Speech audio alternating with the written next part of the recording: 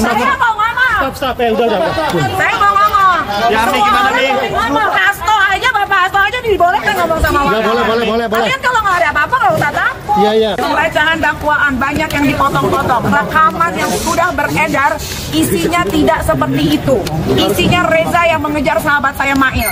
Ya, tidak pernah Mail yang selalu aktif menghubungi Reza, tapi Reza yang menghubungi Mail terus. Artinya ada manipulatif. Banyak. Ya, jadi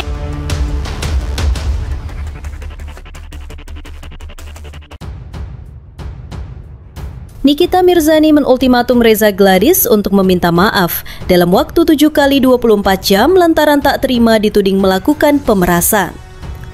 Peringatan ini disampaikan Nikita melalui kuasa hukumnya, Fahmi Bahmid, setelah sidang perdana kasus pengancaman dan pencucian uang di Pengadilan Negeri Jakarta Selatan, Selasa 24 Juni 2002. Dalam sidang tersebut, tim kuasa hukum Nikita Mirzani menegaskan bahwa tidak ada unsur pemerasan dalam dakwaan yang dibacakan oleh Jaksa Penuntut Umum JPU. Mereka juga membantah keras tuduhan yang selama ini dilayangkan oleh Reza Gladys selaku pelapor. Fahmi Bahmid secara tegas menyatakan bahwa kliennya tidak pernah dijerat pasal pemerasan. Oleh karena itu, ia mendesak Reza untuk menyampaikan permintaan maaf. Gak pernah ada tindak pidana pemerasan. Jadi pada kesempatan ini, RG Reza Gladys harus segera minta maaf kepada Nikita Mirzani dalam waktu 7 kali 24 jam. Kata Fahmi Bahmid di Pengadilan Negeri Jakarta Selatan, Selasa 24 Juni kemarin. Fahmi menjelaskan, selama ini publik telah menerima narasi menyesatkan yang menyudutkan Ibunda Loli tersebut sebagai pelaku pemerasan. Namun berdasarkan dakwaan yang sah, tudingan tersebut tak terbukti secara hukum. Karena selama ini dia menyatakan pemerasan dilakukan Nikita Mirzani.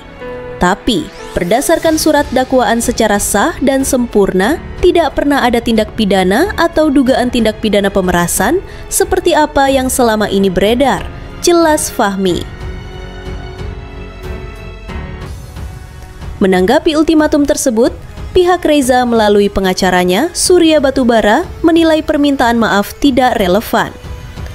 Menurut mereka, kliennya telah menjalankan hak hukumnya sebagai warga negara yang melaporkan dugaan tindak pidana ke pihak berwajib.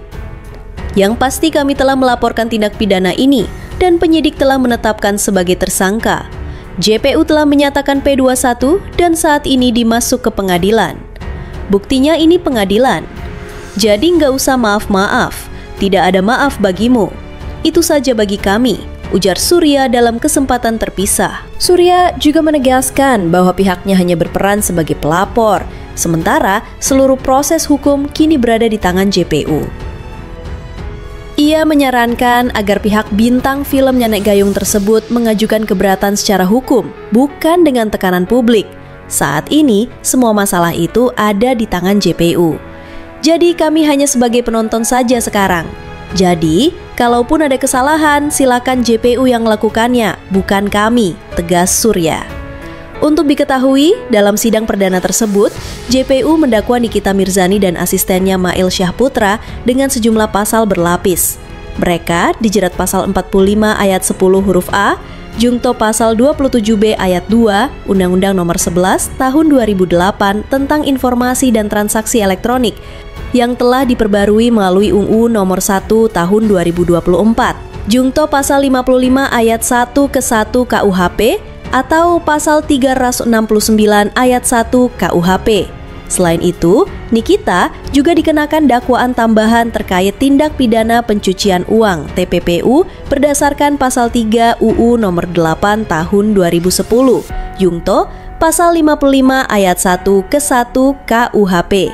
Persidangan selanjutnya dijadwalkan untuk mendengarkan tanggapan dari pihak kuasa hukum terdakwa terhadap dakwaan yang telah dibacakan.